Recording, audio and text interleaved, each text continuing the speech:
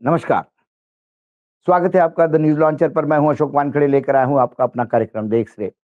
सर्वोच्च न्यायालय की मुख्य न्यायाधीश के बेंच ने सूर्यकांत जी के बेंच की टिप्पणी आधार कार्ड को लेकर, एसआईआर को लेकर, घुसपैठियों को लेकर, जब मैं इसे देखता हूं तो सूर्यकांत जी की बेंच ज्ञानेश कुमार को तो बचाते हुए नजर आती है, लेकिन फिर गंभीर सवाल भी खड़े करती है मोदी और शाह पे। क्या ये सरकार जो चुनाव के समय घुसपैठियों को विपक्ष के साथ चस्पा करके उन्हें बदनाम करने का प्रयास करते हैं, क्या ये सरकार उनकी हितैषी है? बात बड़ा अटपटी सी है।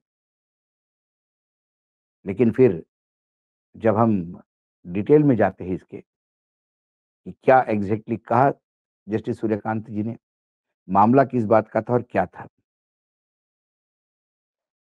सुप्रीम कोर्ट ने बुधवार को आधार और मतदान अधिकार को लेकर जो टिप्पणियां की है, उसे ठीक से समझने की जरूरत है। आधार और मतदान अधिकार पर सुप्रीम कोर्ट के फैसला पूरे भारत को प्रभावित करेगा। राज्यों में एसआईआर पर चल रही राजनीति के बहस के बीच सुप्रीम कोर्ट ने बुधवार को पूछा कि क्या सरकारी स्कीमों का लाभ प्राप्त करने के लिए आधार कार्ड रखने वाले घुसपैठियों को भी वोट देने की अनुमति दी जानी चाहिए। भारत के मुख्य न्यायाधीश सूर्यकांत जी ने कहा, आधार कार्ड एक कानूनी रचना है और वैध है इस हद तक कि उस पर आधारित लाभों या विशेषाधिकारों को स्वीकार करता है। कोई भी इस पर विवाद नहीं कर सकता। आखिरकार आधार कार्ड एक विशेष उद्देश्य और एक विशेष कानून के लिए तैयार किया जाता है। इस पर कोई विवाद नहीं हो सकता। लेकिन क्या आधार को मतदान के अधिकार से जोड़ा जा सकता है?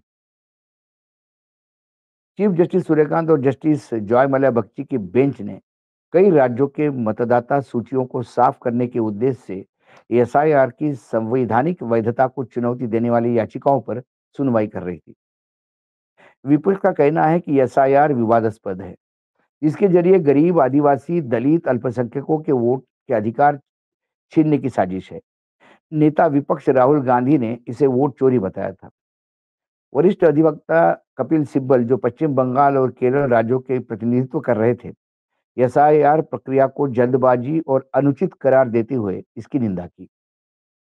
उसी दौरान के बीच चीफ जस्टिस का यह क्लासिकल सवाल सामने आया।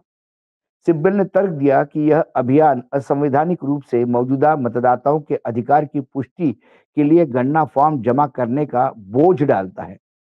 एक ऐसी कार्रवाई है जिसे उन्होंने भारत की मिली हुई संस्कृति और लोकतांत्रिक लोकाचार के विपरीत बताया। सिब्बल ने अदालत से आग्रह किया कि एक अनुमान है, एक स्व घोषणा कि मैं एक नागरिक हूं, मैं यहाँ रहता हूं, ये मेरे पास आधार कार्ड है, यह मेरा निवास है। अगर आप मुझे हटाना चाहते हैं तो एक प्रक्रिया के माध्यम से हटा दें। उन्होंने अनपढ़ और हाशिए पे रहने वाले मतदाताओं, खासकर ग्रामीण क्षेत्रों की महिलाओं की दुर्दशा पर जोर दिया, जिनके बाहर होने का खतरा है। उसी पर चीफ जस्टिस की टिप्पणी थी।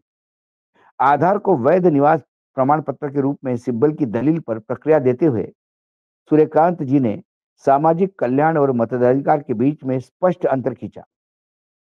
सीजीआई ने टिप्पणी की, मान लीजिए कि कुछ व्यक्ति है जो किसी दूसरे देश से, पड़ोसी देश से घुसपैठ करते हैं और भारत आते हैं। वे भारत में काम कर रहे हैं, भारत में रह रहे हैं। कोई गरीब रिक्शा चालक के रूप में काम कर रहा है, कोई निर्माण स्थल पर मजदूर के रूप में काम कर रहा है। अगर आप उसे आधार कार्ड जारी करते हैं ताकि वह रिहायशी, राशन या किसी अन्य लाभ का फायदा उठा सके, तो यह हमारा संवैधानिक लोकाचार का हिस्सा है। यह हमारी संवैधानिक नैतिकता है। लेकिन क्या इसका मतलब यह है कि अब उसे मतदान भी कराया जाए या मतदाता भी बनाया जाना चाहिए? उन्होंने स्पष्ट किया कि हालांकि आधार जो कानून के तहत बनाया गया है, कल्याणकारी विशेषाधिकारों के लिए अविवादित है। यह ऑटोमेटिक रूप से मतदान की पात्रता नहीं दे सकता। खासकर गैर नागरिकों के लिए। इस सुनवाई ने एसआईआर के दूसरे चरण पर ध्यान केंद्रित किया।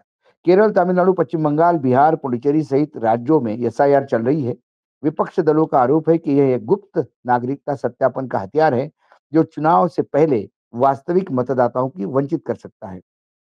इस पहल का बचाव करते हुए भारत के चुनाव आयोग ईसीआई की ओर से पेश हुए वकील राकेश द्विवेदी ने जोर देकर कहा कि प्रमुख क्षेत्र में यह प्रक्रिया लगभग पूरी हो चुकी है। केरल में 99% फॉर्म वितरित किए जा चुके हैं और 50 से अधिक का डिजिटाइजेशन भी हो चुका है।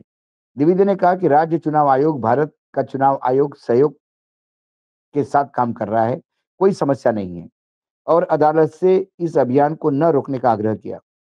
जस्टिस बागची ने ईसीआई के अधिकार क्षेत्र पर जोर देते हुए कहा कि लोक प्रतिनिधि अधिनियम की धारा 21 और संविधान के अनुच्छेद 326 के तहत मतदान प्रमाण पत्रों की सत्यापन करने की उसकी पावर पर जोर दिया और कहा कि ये उनका अधिकार है। जज ने टिप्पणी किया कि ईसी यानी इलेक्शन कमीशन का कहना है कि कुछ एंट्रीज है जिसकी सत्यनिष्ठ संदिग्ध है। उस भावना में ईसी का एक प्रयास कर रहा है। हम यह कैसे कह सकते हैं कि उसका ये अधिकार नहीं? उन्होंने कहा कि बीएलओ अंतिम निर्णायक के रूप में कार्य नहीं करता, बल्कि प्रारंभिक जांचकर्ता के रूप में कार्य करता है। सार्वजनिक आपत्तियों के लिए मसौदा सूचियां प्रकाशित की जाती हैं। बेंच ने बिहार एसआईआर पर आई चुनौतियों को याद दिलाया। सूर्यकांत जी ने कहा कि ग्रामीण जागरूकता पर चुटकी लेते हुए कहा, ये केवल नहीं माना जा सकता कि ग्रामीण क्षेत्र और हाशिए पे वर्ग के लोग अपने मतदान अधिकार के बारे में अनजान थे। वे शहरी मतदाताओं से अधिक सतर्क और ग्रामीण क्षेत्र में मतदान का दिन उत्सव का कारण होता है। पिछले फैसलों में सुप्रीम कोर्ट ने पहचान पत्र और नागरिकता जांच के बीच संतुलन बनाए हुए बिहार चरण के दौरान मतदाता सत्यापन के लिए आधार को 12वां दस्तावेज के रूप में शामिल करने का आदेश दिया था, लेकिन अभी उसका रुख बदला हुआ नजर आ रहा है।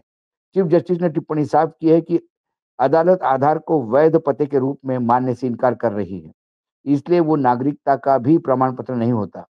भारत चुनाव आयोग भी यही बात कर रहा है।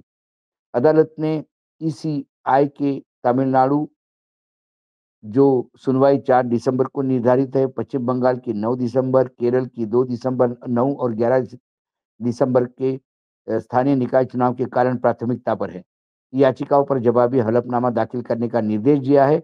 इसके संकेत दिया है कि यदि याचिकाकर्ता प्रक्रिया में कोई चूक बताते हैं, तो वह मसौदा सूची प्रकाशन के समय जो 9 दिसंबर तय है, को आगे बढ़ाने को तैयार है।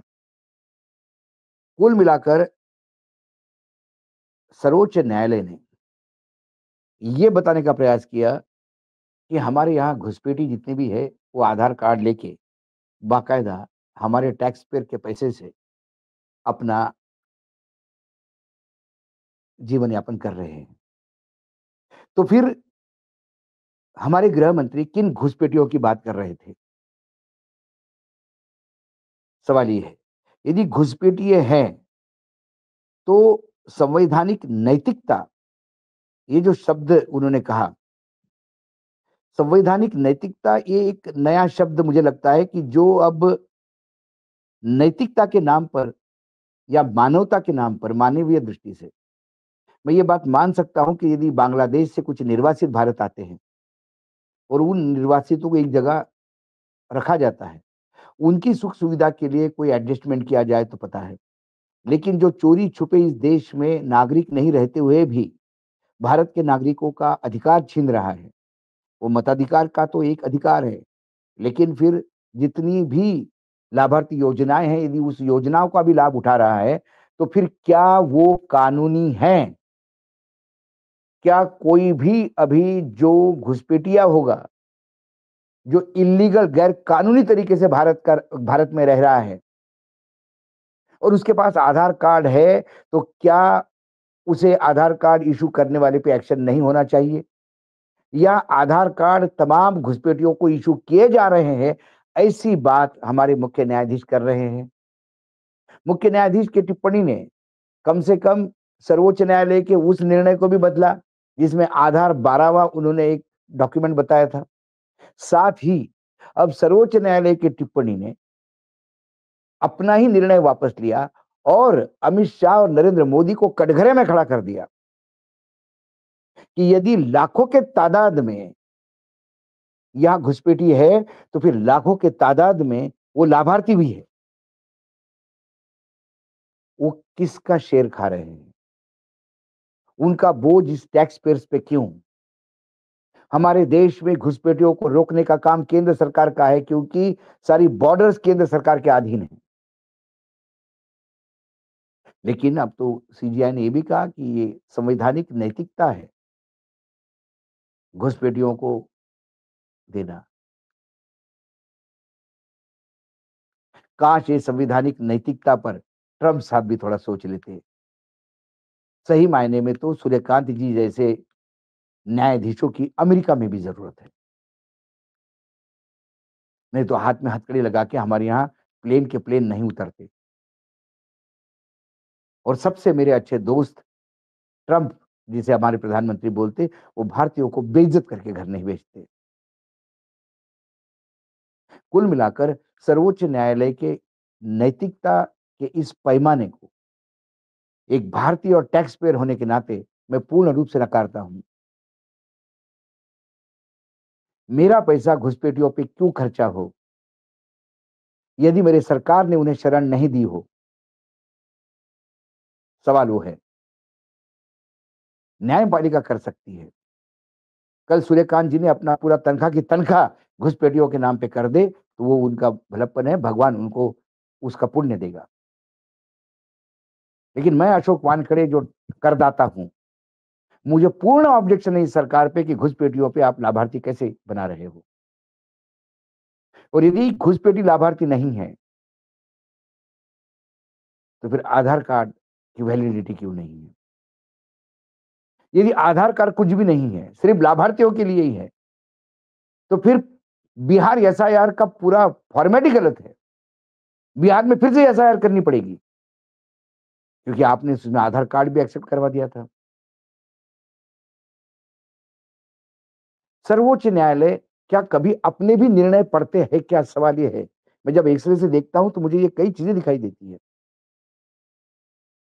राजनीतिक दल तो भ्रम फैलाते हैं और भ्रम में रखकर या भय दिखाकर सत्ता में आते हैं। लेकिन न्यायपालिका तो भ्रम को दूर करता है। दूध का दूध, पानी का पानी होता है। यदि न्यायपालिका भी ये काम करने लगे, तो फिर संविधान को बचाएगा कौन? सवाल वो है। संवैधानिक नैतिकता सूर्यकांत जी की नैतिकता हो सकती है। मेरा संविधान घुसपैठियों को जगह नहीं देता, क्योंकि मेरा संविधान भारत के लोगों ने भारत के लोगों के लिए के लोगों को अर्पित किया है। इसमें कहीं एक लाइन नहीं है कि कुछ घुसपैठी आए तो उनको भी संविधान मदद करेगा। घुसपैठियों को अधिकार नहीं यानी नहीं, चाहे मतदान का हो, चाहे लाभ उठाने का हो। ये कम से कम एक सामान्य इंसान, एक टैक्स पेयर होने के नाते मेरे गले नहीं उतरी। आपके गले उतरी होगी तो आप देख लीजिएगा। आज एक्स-रे में इतना ही, कल फिर आता हूँ किसी विषय के साथ। तब तक के लिए नमस्कार, देखते रहिएगा न्यूज़ लॉन्चर।